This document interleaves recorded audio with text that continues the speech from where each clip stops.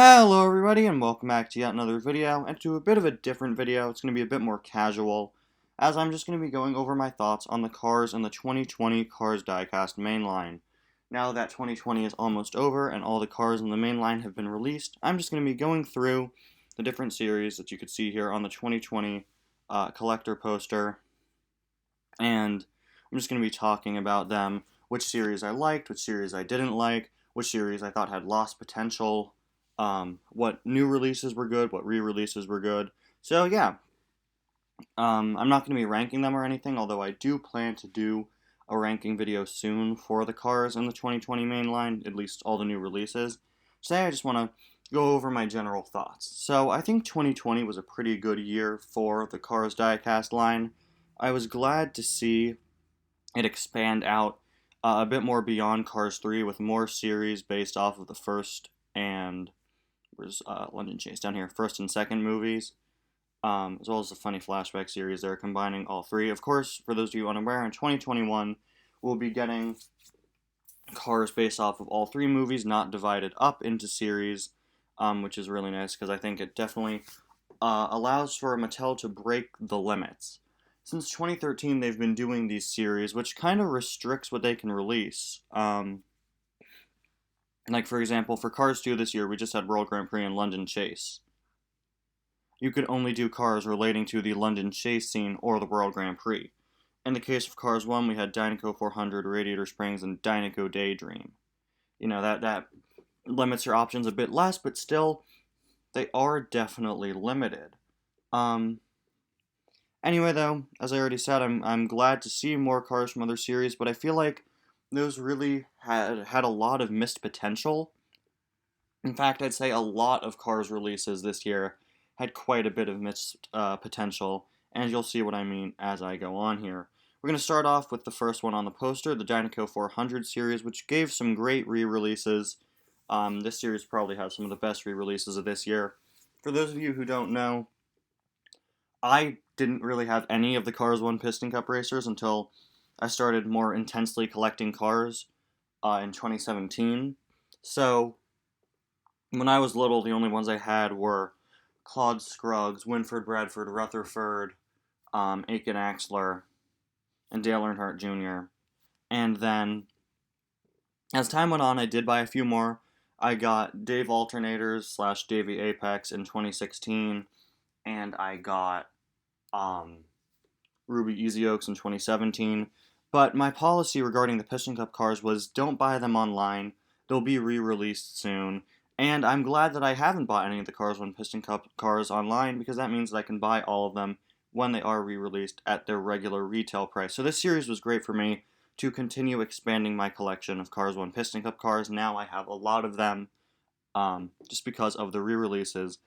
Billy Oil Changer, Kevin Shiftwright, Claude Scruggs, really nothing too special for me because I already had him. But I didn't have Billy, Kevin, Rex, Slider, Dirksen, or Paunchy, so it was great to finally be able to pick those guys up. This 2-pack of Charlie Checker and McQueen I really don't care for. But the other cars were really good. The other re-releases, Ben Dordan and Chief Chick, never expected to see Paunchy Wipeout's crew chief make a return. And Chief Chick is so great to finally have and to finally be available at wide retail, because he is in the first Cars movie quite a bit. I don't have Ben Dordan yet, hoping to get him soon, but I'm so glad to have Chief Chick. The only new release in this series, unfortunately there are quite a few series with only one new release, is Dale Ruffalo, car that I'm not too crazy about. I probably would have preferred a Gaskets Pity or Gaskets Crew Chief. To me, he looks a bit too similar to CB, released just a few years ago and then re-released even more recently. But, you know, if you had to do a hauler semi based off of one of the cars you released this year, I definitely would have preferred a different one. Moving on to World Grand Prix, this series, it's pretty monotonous. Year after year, it just re-releases the World Grand Prix cars. This year, I'm pretty sure they didn't even release all of them. Yeah, Max Schnell is not here. But what they did this year to sort of diversify it is include the cars with flames, which was nice. I really like Nigel Gearsley with flames. I already had him, but he's Probably one of my favorite Nigel variants. Carlo with Flames was nice to get, although I wish she just had a different expression. Over the past few years, they've done really well with diversifying the releases in the World Grand Prix series by giving us the pit crew members for the World Grand Prix cars, but now that you've done almost all of those, the only car we got this year regarding that was Bruce Boxman. But they decided, well, we're done with the pit crews for other World Grand Prix cars, aside from like Shu Todoroki's Pity, where is that guy? And also Lewis's Pity. Which, side note, it was unfortunate. It was nice to get Bruce Boxman back in a 2-pack, but originally he was supposed to be in a 2-pack with Lewis's Pity, and now we just don't have Lewis's Pity because he was instead put in a 2-pack with Lewis. But this year they decided to release the cars from McQueen's pit crew, which were Race Team Luigi and Guido with headsets. I'm pretty sure, though, that this is an error. I'm pretty sure their release this year was without headsets, which was kind of unfortunate. And then Race Team Mater and Fillmore with headsets. I really like this 2-pack. Coincidentally, these are the only 2 cars with headsets from McQueen's pit crew that I'm missing.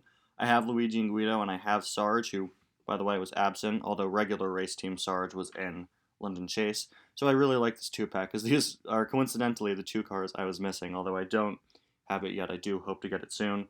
The rest of the series, really nothing special. It's just the World Grand Prix cars. Florida 500 here, which, by the way, World Grand Prix, no new releases in it, unfortunately. Florida 500, though, is probably one of my least favorite series year after year. It's, to me, just kind of become the generic Cars 3 re-release series. You got Fabulous McQueen, you got Smokey. They made it a bit better this year, I think, by not releasing Dynaco Cruz and Jackson in it. They put those 2 in different series. But still, really nothing special in this series. If you've been collecting cars since Cars 3 came out, you most likely have all 4 of these guys. You probably have Sterling with headset. And then the only new release was Hydraulic Florida Ramon, another car I don't have yet, but to me, he's just another Hydraulic Ramon. He's really nothing too surprising. Speaking of things that are surprising, though, Funny Flashbacks.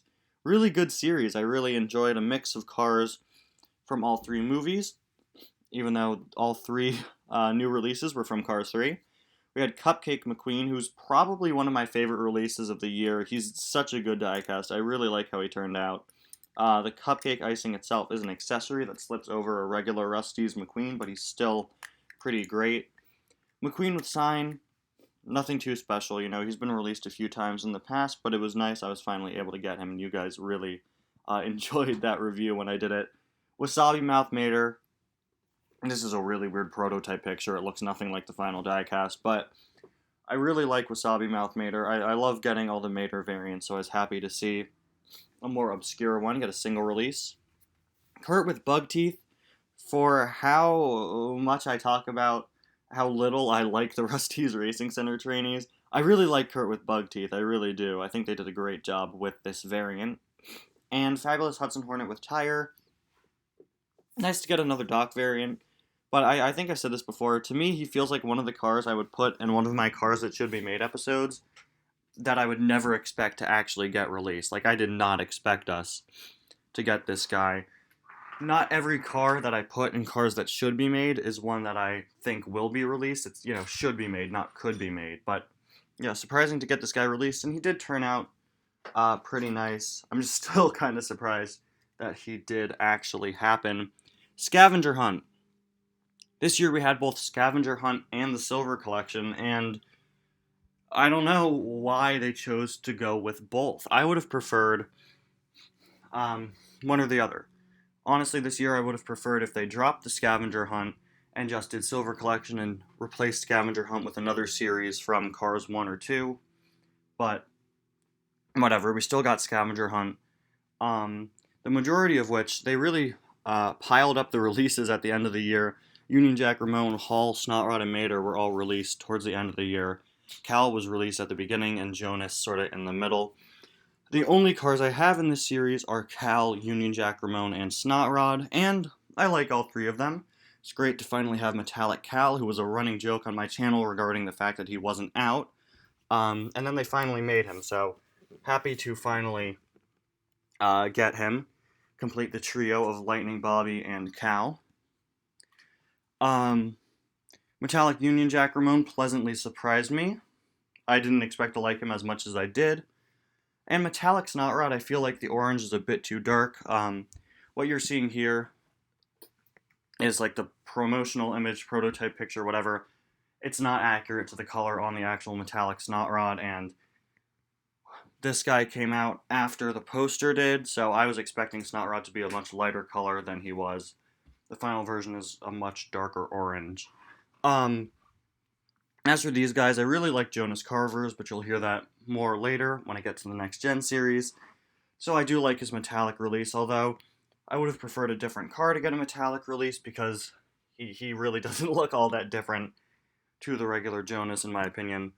Hall Ingas, another case where I would have preferred a different Piston Cup car to get a metallic release. I feel like he's a bit too similar to Ryan Shields. I would have preferred like a different car, maybe like one of the yellow cars would be more interesting, like Claude Scruggs. And metallic brand new Mater. From what I've seen of this car, again, I don't have him yet, but I really like him. He seems similar to the Pixar Fest Mater, although the blue seems to be a bit lighter. And the Pixar Fest Mater ended up being one of my favorite releases from this year, so I'm excited to get this guy. Let's move on to Radiator Springs here, which, unfortunately, another series with only one new release. We've got Frank, we've got Red, still using the 2006 Red picture. Mattel, please update that. We've got Mater with Cone Teeth being re-released, which is interesting. Sheriff, Doc, Greta, the updated Fillmore, Sally, who is unfortunately the wrong Sally, brand new Mater, Nick Stickers, Hank Halloween Murphy, all generic re-releases. The only new release in the series is Nikki B, who was nice to see uncanceled, and another favorite car of mine from this year. I really like how he turned out, although it is kind of weird to just get, like, we get flashback cars from, like, the R-Town scene so infrequently. It was kind of weird to get him and have him be the only new one. Also, the wrong flow is used here. They put the wrong flow in the 2-pack. This is the updated one. They did an older flow, unfortunately. You may have noticed that I skipped over these two. That's because Old School Ramon and Cruisin' McQueen got updated this year. Old School Ramon got updated to reflect newer Ramon releases, and he looks really good. And Cruisin' McQueen was finally given his bumper stickers, which I'm so happy about. I was always so confused regarding that. I believed what was on the diecast. I didn't even realize that he had bumper stickers on his Cruisin' paint job in the movie. And I thought, like, oh, well, Lizzie puts the bumper stickers on before he gets painted by Ramon. Maybe he covered up the bumper stickers, but no. They were just missing from the diecast. Now they're there. I'm so glad they're there. Let's keep that consistent, Mattel. Keep those bumper stickers on Cruisin' McQueen. Dynaco Daydream is one of the series that I was talking about when I mentioned Lost Potential. Look at this series. All it is this year's one Super Chase, which unfortunately is just another Scavenger Hunt car, although I really do like it. It is Metallic Transforming McQueen. He wasn't even labeled as Metallic here, so everyone was confused when he first got announced. But the metallic version of him looks so cool. Usually for the metallic cars, they only have one color be metallic, but for this guy, both the blue and the red are. He looks super cool. Strange, though, that regular Transforming McQueen wasn't released this year. The rest of the Scavenger Hunt cars are like that. This guy isn't a Scavenger Hunt car, he's in Dynaco Daydream, but it's just strange to not have the normal release alongside the metallic release, since that's what they usually do nowadays. Rotor Turboski, the Dynaco Helicopter, of course. This is his deluxe version, which I actually don't have. I have his, 2007 tiny version. I guess it's nice to see him back, although he was in the 3-pack a few years back. Tex Dynaco. Really nothing special, just Tex. Dynaco Mia and Tia, also nothing too special. Although I actually didn't have them before, so it is nice to get them. But such a small series. You do Dynaco Daydream. I was definitely hoping for more. And I was definitely quite disappointed with the outcome here. You could have done more re-releases. I would have loved to have seen a transforming Chick Hicks. That would have been great. That's like one of my dream cars, I think that would have been a great super chase. But yeah, there are so many other cars you can do from that scene. There's that one camera car that I'm surprised we haven't gotten. You could do Gold Mia and Tia as well. Heck, regular Dynaco McQueen wasn't even released in this series. You could have done him, you could have done Bling Bling McQueen. There are a lot of other cars here. The Autobahn Society really are quite a few that you could have done, so a little disappointing to see Dynaco Daydream return only to really not feature anything too special. Rusty's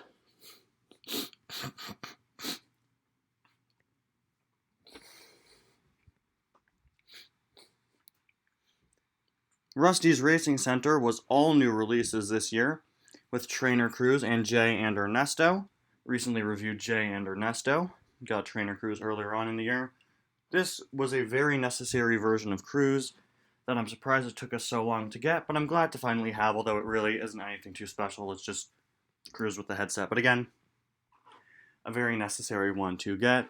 Jay and Ernesto are only Rusty's Racing Center trainees for this year. Like, we need more of those, right?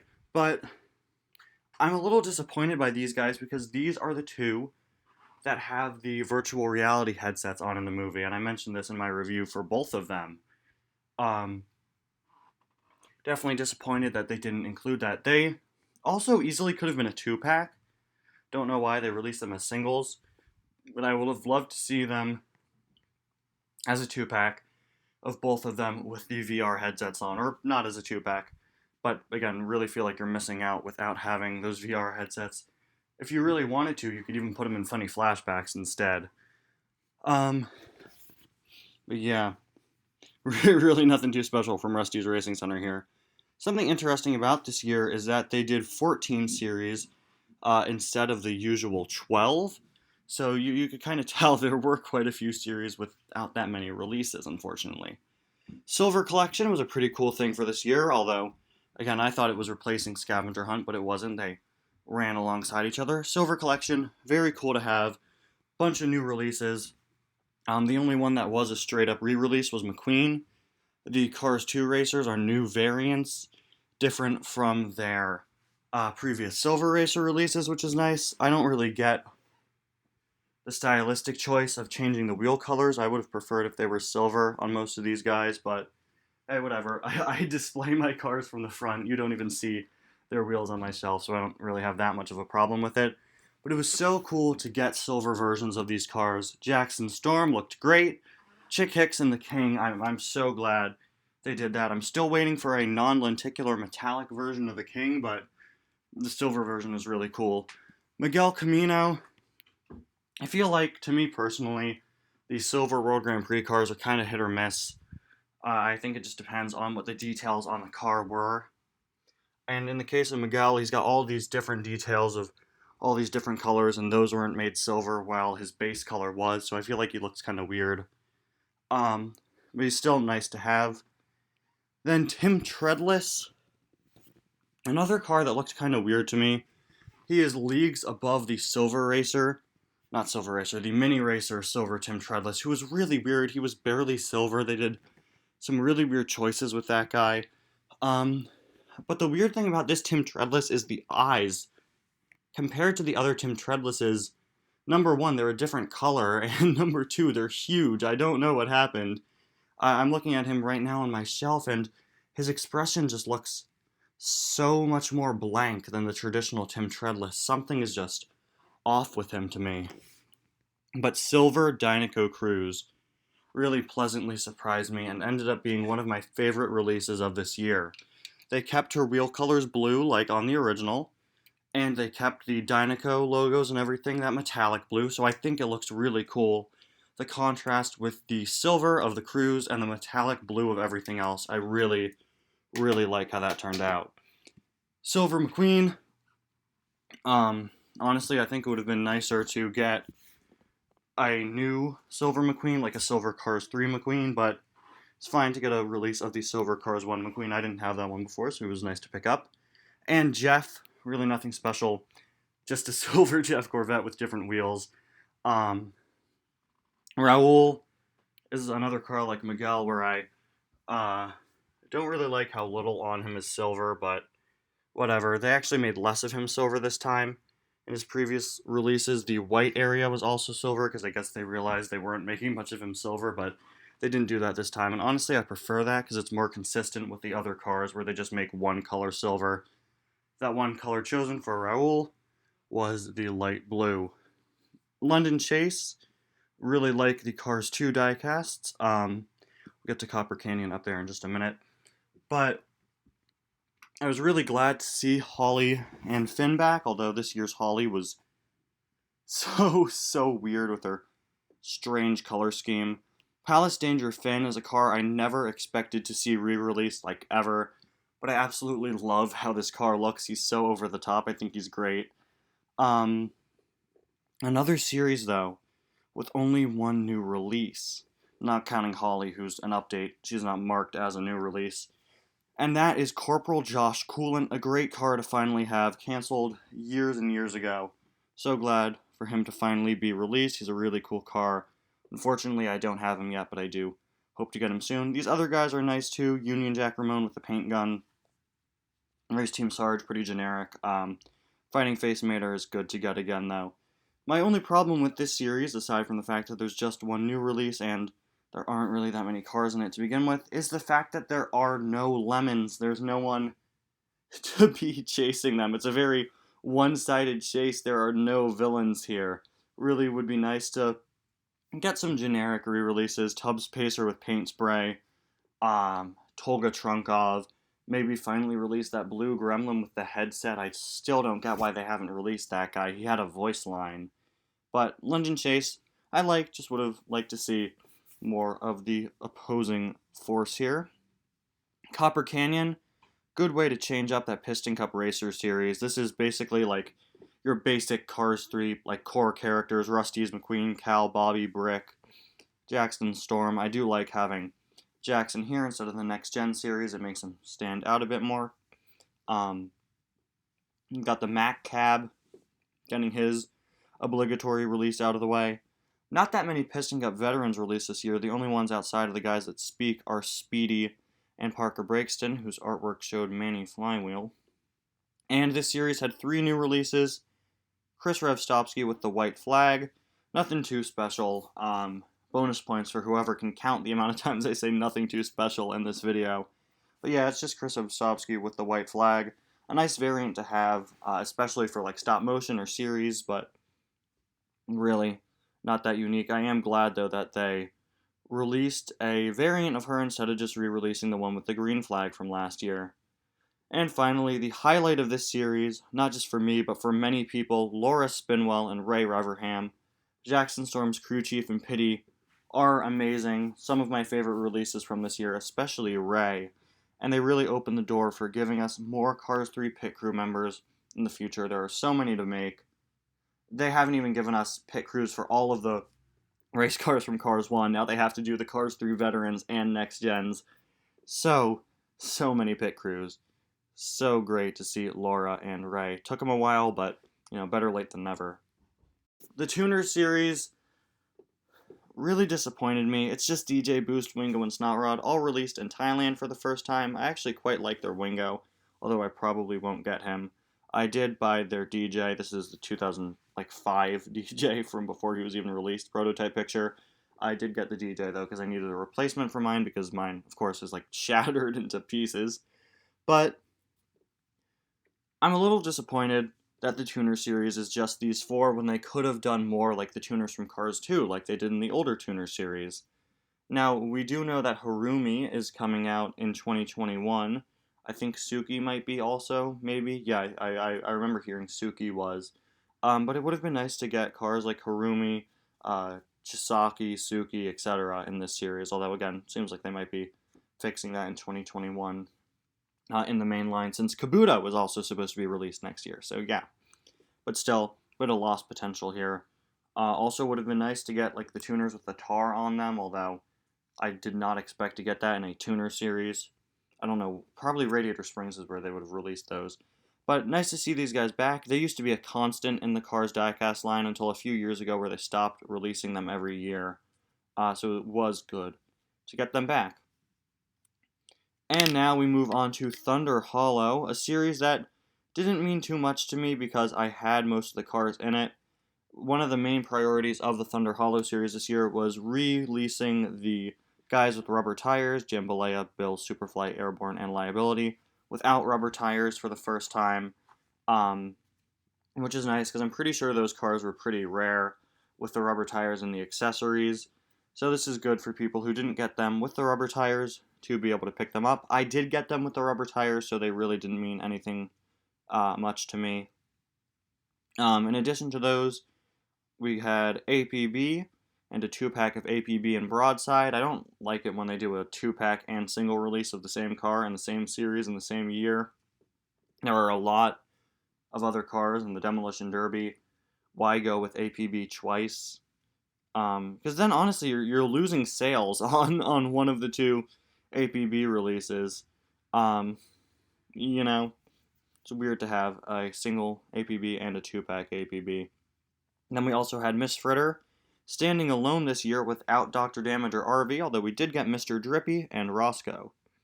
Then our other new releases for this series were Fair Game, finally, after 3 years of waiting. He finally got released. I will say he looked a little bit weird to me. I think his expression is a little bit odd, and I think I prefer the shaping of the car that they did for the mini racer. His back is raised way up here, and I think that might be a little inaccurate. Not too sure though, but I'm just so happy we finally got Fair Game. And the car who really stands out to me, probably my personal favorite release of this year, Muddy Rusty's Racing Center McQueen. A car that I didn't know I would like so much. He is an amazing McQueen variant with all the mud detailing. The expression is really good. This guy is absolutely great. Again, probably my personal favorite release of the 2020 line. And finally, the Next Gen Racer series, a huge series, so big I'm going to have to zoom out a bit there. There we go. This series was really nice. It didn't give us many new Next Gens, just Jonas and Noah, but it did re-release some of the ones from previous multi-packs, allowing them to be out at wider release for people who missed them when they were in those packs. I know some people are probably upset over that, but those guys are called first looks. I'd be a bit more upset if they were labeled as exclusive, but they're not. They're first looks. That's the word Mattel's been using for the last few years now to be like, hey, we can release these guys later, because they would do that with cars in the Cars 2 packs. They would label cars like Alberto as exclusive. I want to say Alberto was exclusive to a pack, and then they eventually released him as a single. Now, to avoid anybody being upset over them being exclusive and then no longer being exclusive, they use the word first look, giving them free reign to re-release them whenever they want. And they did that for cars like Harvey Rodcap, and Dan Garcia, and Aaron Clocker as well, and I'm pretty sure that's it. Now, I already have most of the Next Gens in this series. I got most of them when they first came out. I didn't have Harvey or Aaron. I did have Dan, though. So it was nice to get Aaron, Harvey, and of course the 2 new releases. But the other Next Gens in the series really don't mean all that much to me. Ryan Inside Laney, Dynaco Cruz, Paul, Conrad, Tim, and then the 2 packs, which I feel like they just are cycling through the same Next Gens in the 2 packs. There were 4 Next Gen 2 packs this year. I didn't really care for any of them. I mean, they're good, of course, if you missed out on the Next Gens the first time around, and they're giving you different ways to get them, but really, these 2 packs don't really mean anything to me since I already had these guys. Jackson and Paul, both of which are single releases this year. Paul is single in this series, and Jackson a single in the Copper Canyon series. I actually want to say this is Paul Conrav's first release outside of that 5-pack, or outside of multi-pack, so it was good to get him as a single as well, although I got him back when he was in that 5-pack. And now Paul Conrav has been released quite a few times, so I forgot that he was a first look in a pack. Then we have Spiky Phillips and Chase, Eric Breaker and Barry, and Herb and Michael. So really, just generic next-gen assortment 2-packs. But again, the new releases in the series, Jonas and Noah, were really nice. I especially like Jonas. He's probably another personal favorite car of mine this year. And that wraps up my thoughts on every car in the 2020 Cars mainline. In the end, I think, again, it was a pretty good year.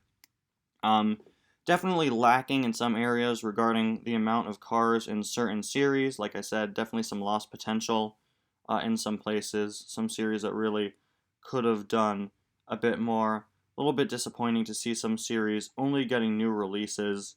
Sorry, only getting one new release. It would be great if a series only got new releases, but disappointing to see only one new release in series like Dynaco 400, Radiator Springs, and some of the other ones. But in the end, I think this year was pretty good, and I'm really looking forward to what they do moving forward. Anyway, guys, thank you so much for watching, and I'll see you guys next time. Bye now.